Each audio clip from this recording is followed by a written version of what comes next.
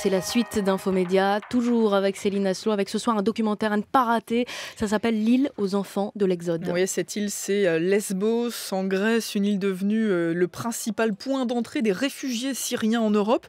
Une île où arrivent chaque jour des bateaux surchargés où patientent ceux qui ont fui la guerre et qui rêvent d'une vie meilleure, des hommes, des femmes, mais aussi des enfants, des milliers d'enfants qui ne comprennent pas toujours très bien ce qu'ils font là. Et ce sont eux qui témoignent dans ce film, un film sans commentaire, avec seulement des mots d'enfants sur la guerre, sur l'exode, sur l'enfer aussi de la traversée en mer. Le bateau coulait un peu et après l'eau est venue sur nous. J'avais trop peur. J'avais peur pour ma petite sœur. C'est un tout petit bébé. Les vagues étaient très fortes. Elles fracassaient le bateau.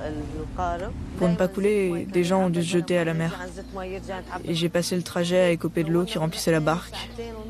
Comme ça pendant 2h30 au moins. Des paroles très fortes, paroles de ces enfants très émouvantes, évidemment, que vous avez recueillies. Sarah Lebas, bonjour. Bonjour. C'est vous l'auteur de ce documentaire. Pourquoi vous êtes focalisée sur la voix des enfants ?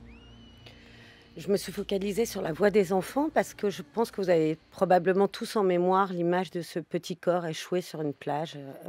Elan, oui. Elan, il avait 3 ans et c'est vrai qu'on a vu beaucoup d'enfants débarquer, on a vu ce petit corps, cette image choc, mais on ne les entend jamais parler. C'est un peu les grands oubliés de la question des migrants. Donc voilà, j'ai eu envie de leur donner la parole. On a eu envie avec Cyril Thomas de leur donner la parole. Et c'est vrai que c'est une parole qui est à la fois crue, émouvante, souriante et sincère. Voilà, il n'y a pas d'artifice. Mais on a l'impression d'ailleurs qu'ils s'en sortent parfois un peu mieux que les parents qui les accompagnent, qu'il y a de la légèreté, qu'il y a de l'insouciance aussi. Il y a beaucoup de peur dans le regard de ces enfants, mais ils sont aussi contents d'être arrivés en Europe. C'est un peu un aboutissement aussi. Mais c'est un entre-deux. Lesbos, c'est vraiment un sas entre deux vies. Là, ils ont fait la traversée, ils ont fui la guerre et ils arrivent en Europe. Donc, ils ont un peu cette sensation de liberté. C'est pour certains la première fois qu'ils peuvent jouer dehors. Donc, c'est vrai que moi, j'ai été extrêmement étonnée de voir des enfants qui venaient de faire la traversée et qui, 5 minutes après, voulaient absolument se baigner, alors qu'ils venaient de vivre un enfer. C'est vrai que je repense à Marie, qui a 5 ans, qui, quand je lui demande pourquoi elle a quitté la Syrie, me répond avec un grand sourire, parce que tout le monde fumait, même les plus petits que moi, tout le monde fumait. Et sa grande sœur qui répond oui, enfin, juste tout notre quartier a été bombardé. Voilà, donc il y a une espèce de... Voilà, ils parlent par métaphore. Après, ça dépend des âges. Marie, elle a 5 ans.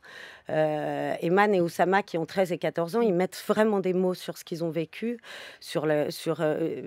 Oussama explique qu'il a vu un corps déchiqueté avec une tête et des pieds 15 mètres l'un de l'autre. Donc voilà, c'est justement... J'avais besoin d'avoir des enfants d'âge différents pour qu'ils puissent avoir aussi un regard et un récit différent sur ce qu'ils avaient vécu. Ils ont conscience de ce qui les attend, pour les plus grands d'entre eux en tout cas. Alors c'est un peu la vie est belle, c'est un peu les parents leur racontent un peu une histoire pour leur faire supporter le voyage.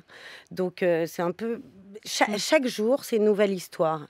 Donc les enfants, ils sont conscients, en tout cas pour Eman et Oussama, qui sont les ados, qu'ils ne parlent pas allemand, qu'ils vont se retrouver là-bas, qu'ils sont déracinés, et leur pays, enfin, ils sont en manque de la Syrie.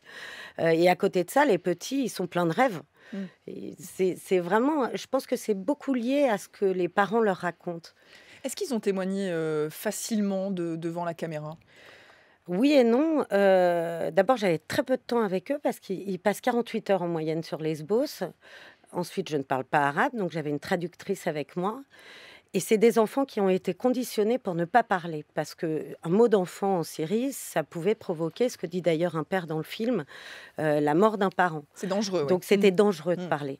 Et notamment, il y a un moment dans le film où vous verrez, il y a 2 petites filles qui se filment. Elles se filment, c'est pas un artifice de réalisation, c'est que c'est le moyen que j'ai trouvé pour qu'elles puissent communiquer. Et ce qui est très drôle, c'est qu'on voit que les questions qu'elles se posent, elles ont 9 ans toutes les deux, sont aussi pertinentes que les réponses. Et elles jouent, et voilà. Il y a une libération de la parole, peut-être, petit à petit. Ouais. complètement. Et est-ce que vous avez eu des nouvelles de ces enfants? Parce que finalement, vous avez décidé de ne les filmer qu'à Lesbos, et puis après, ils partent et on ne sait pas vers où. Est-ce que vous avez réussi à avoir des nouvelles? Alors si, on sait vers où, parce qu'à la fin du documentaire, ils nous ont envoyé des posts pour nous expliquer justement où ils étaient, comment ils étaient arrivés. Ce que je peux vous dire, c'est il y en a 3 d'entre eux qui sont arrivés en Allemagne. Marie, la petite, de 5 ans, est arrivée en Suède. Elle est dans un camp de réfugiés. Elle est toujours pas scolarisée. Voilà, elle nous explique que pour ceux qui imaginent qu'il y a des ours polaires en Suède, c'est pas vrai. Elle a vu que des petits vers de terre. Voilà, c'est toujours elle avec son regard d'enfant sur ce qu'elle vit, quoi. Voilà. Sarah Lebas, vous qui êtes habituée des documentaires avec des sujets parfois très lourds, très durs, ce sujet-là, ce reportage-là, il vous a plus marqué que d'autres? Il a laissé plus de traces chez vous? Il m'a marqué pour 2 raisons. D'abord parce que moi j'ai 2 fils de 6 et 9 ans et qu'on ne peut pas rester, enfin forcément il y avait un transfert. Mais il m'a aussi marqué par la résilience de ces enfants. C'est-à-dire que je les ai trouvés pleins d'espoir, je les ai trouvés heureux. J'ai vu plein de moments où ils souriaient. C'est-à-dire qu'à la fois, j'ai eu l'impression que ces enfants avaient une capacité de surmonter les épreuves extraordinaire. Donc c'est plutôt positif et c'est plutôt un film souriant. Voilà. Et ça s'appelle L'île aux enfants de l'Exode, ce soir 23h10 sur France 2. Il faut veiller un peu, mais ça vaut le coup. Merci beaucoup Sarah Lebas d'être venue à France Info ce matin et à demain Céline Asio. À demain.